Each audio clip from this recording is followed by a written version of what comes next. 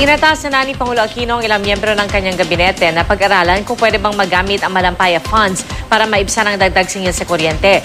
Mula po sa Quezon City, may ulat on the spot si Salima Refran. Salima? Kaya iniutos na nga ni Pangulong Aquino ang pag-aaral sa posibilidad ng paggamit ng Malampaya Funds para maibsan ang nakaambang dagdag singil sa kuryente. Sinabi ito ng Pangulo sa pagtatanong ng media matapos ang pagdalo sa 80th anniversary ng Department of Labor and Employment sa Quezon City. Ayon kay Aquino, inatasan na niya sina Energy Secretary Jericho Petilla, Finance Secretary Cesar Purisima, Justice Secretary Laila De Lima, BBM Secretary Butch Abad at Executive Secretary Paquito Ochoa na ipa-review kung paano at pwede bang magamit ang Malampaya Fund. Inaasahan ng Pangulo na magbibigay ng mga proposal na mabilis na may implement ang mga naatasan niya bago siya umalis patungong Japan para sa ASEAN-Japan Summit ngayong linggo. Isa rin sa mga pinag-aaralan ng Pangulo ang posibilidad ng pagbibigay ng pamahalaan ng subsidy sa transport sector. Tulad raw ito ng Pantawid Pasada Program 2 taon nang nakararaan. Para raw maibsan ito ang epekto ng dagdag singil sa kuryente at sa mga produktong petrolyo at huwag nang makadagdag sa kalbaryo ng mga mamamayan. Nang matanong naman kung maaari rin daw bang magkaroon ng subsidy sa electric bill ng mga bahay-bahay, hindi pa raw ito diretsong masasagot ng Pangulo. Maaari raw kasi magkaproblema sa liquidation ng Malampaya Fund sa COA. Narito ang pahayag ng Pangulo.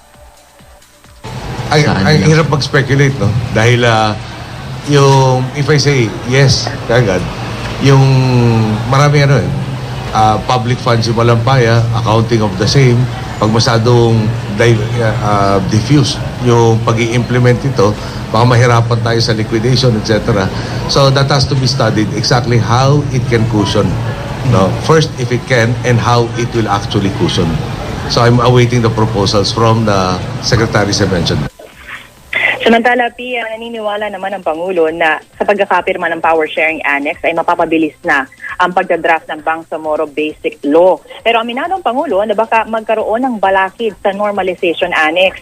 Ito na raw kasi ang ganap na pagbababa ng armas at pagbibigay ng buong tiwala ng MILF sa pamahalaan. Mabigat at contentious na issue daw ito. Umaasa naman ang Pangulo na makakaupo na mga mamumuno sa Bangsamoro Political Entity sa 2015 matapos maipasa ang enabling law.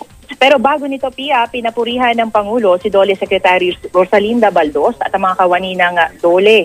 Bukod sa ginagampan ng tungkulin, nagpaabot din daw ang DOLE ng tulong sa mga nasalanta ng Bagyong Yolanda sa pamamagitan ng emergency employment. Dahil dito, inanunsyo ng Pangulo na pinirmahan na rin niya ang 10,000 anniversary bonus para sa mga empleyado. Pinare-review na rin niya ang nasabing batas sa posibilidad na mataasan pa ang maaaring bigay na bonus sa mga empleyado. At yan muna ang latest, Pia. Maraming salamat, Salima Refran.